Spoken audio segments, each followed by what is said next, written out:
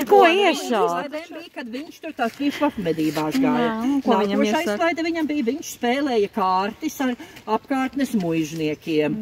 Un ir bijuši gadījumi, kad kārtīs, ko nu tur ar tām naudām, nezinu naudām, bet kad kārtīs tiek nospēlēta vai paspēlēta kāda kalpone, kurai uz nedēļu ir jādodas prom uz iriķiem atstrādāt kunga parādus.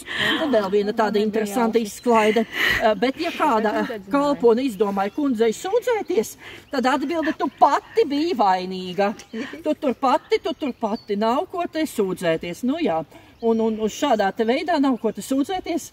Ir stāsts par vienu no meitenēm, kuru kungs ir dikti piesmējis un apsmējis, un kura pēc tam gaida bērnu, viņa nav bijusi vienīgā, un viņa pēc šī te pārdarījuma ir tik ļoti sākusi raudāt, ka no viņas astarām ir izveidojies avotiņš. Viņš tagad ir no manīm tā pa kreisi. Avotiņš tek visu cauru gadu, visu mūžu, kopš viņš te ir. Avotiņa ūdens ir augsts, dzerams, garšīgs. Jā, jums ir laiks un ir pudeles, varat droši aiziet paņemt ūdentiņu, padzerties.